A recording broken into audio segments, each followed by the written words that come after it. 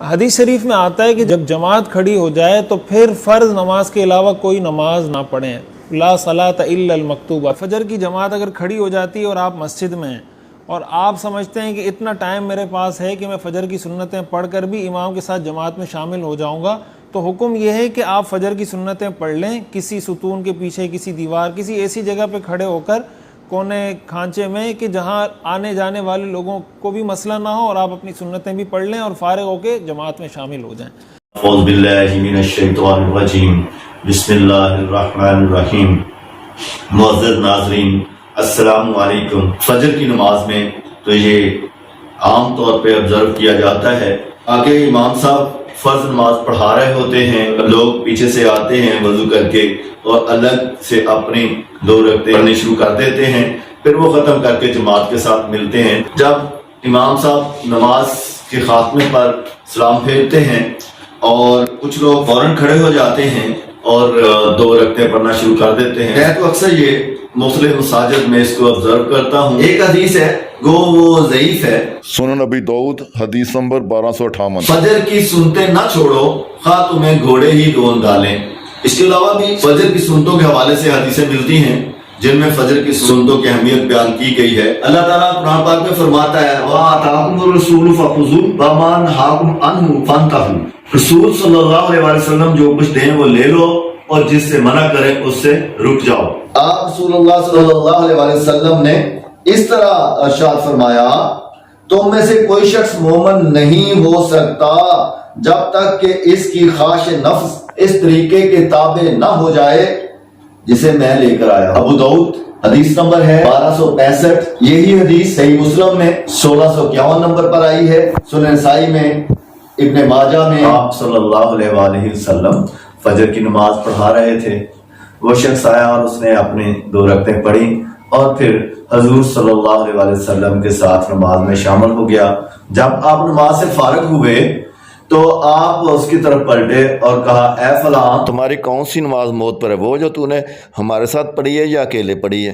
صحیح مسلم میں اس حدیث کے 8 ترک آئے ہیں، 1644 سے لے کے 1651 تک 1649 حدیث نمبر بیان کرتا ہوں۔ حضرت عبداللہ بن مالک ابن بحینہ رضی اللہ تعالی عنہ روایت کرتے ہیں کہ رسول اللہ صلی اللہ علیہ وسلم ایک شخص کے پاس سے گزرے جو نماز پڑھ رہا تھا، جبکہ صبح کی نماز کے لیے اقامت کہی جا چکی تھی۔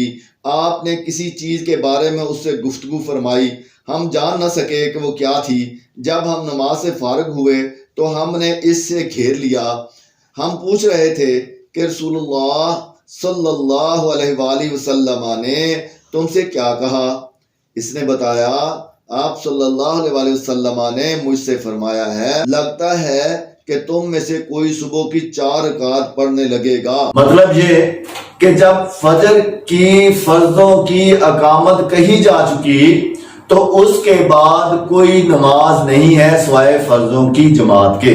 یہ حدیث نمبر 1266 ہے سنن ابی داؤد میں، اور صحیح مسلم میں ہے 1644، جامع ترمذی میں 421، سنن نسائی میں 866، ابن ماجہ میں 1151، مسند امام احمد میں 331، 352، 455، 517، 531۔ الفاظ یہ ہیں، جب نماز کھڑی ہو جائے تو سوائے فرض کے کوئی نماز نہیں۔ تو میرے بھائیو، یہ حکم ہے کہ آپ صلی اللہ علیہ وسلم جو دیں وہ لے لو، جس سے منع کریں اس سے رک جاؤ۔ اس حدیث کے مطابق کہ جب فرض نماز ہو رہی ہے تو اپنی نماز نہیں ہوتی، وہ فرضوں میں شامل ہو گئے۔ اب جب امام صاحب نے سلام پھیرا، اس کے بعد انہوں نے اپنی باقی ماندہ نماز پوری کی اور پھر فوراً بعد 2 رکعتیں وہ اپنی الگ سے پڑھنا شروع کر دیں۔ اس کے بارے میں مجھے حدیث ملی ہے، یہ ترمذی میں ضعیف حدیث ہے، لیکن سنن ابو داؤد میں صحیح کہا گیا ہے اس حدیث کو۔ حدیث نمبر ہے 1267۔ حضور اکرم صلی اللہ علیہ وسلم نے ایک شخص کو نماز فجر ختم ہو جانے کے بعد 2 رکعتیں پڑھتے ہوئے دیکھا تو آپ صلی اللہ علیہ وسلم نے فرمایا، فجر کی 2 ہی رکعتیں ہیں۔ تو اس شخص نے جواب دیا، یا رسول اللہ صلی اللہ علیہ وسلم، میری پہلی 2 رکعتیں رہ گئی تھیں، میں وہ ادا کر رہا تھا۔ تو اس پر آپ صلی اللہ علیہ وسلم خاموش ہو گئے. یہ جو میں نمبر آپ کو بتا رہا ہوں اسلام 360 ایپ ہے، اس کے حوالے سے بتا رہا ہوں. بدرجہ مجبوری کہ آپ فجر کی سنتیں ادا کر سکتے ہیں فجر کی نماز فرض ادا کرنے کے بعد، لیکن اس کو روٹین بنا لینا یہ بھی درست نہیں ہے.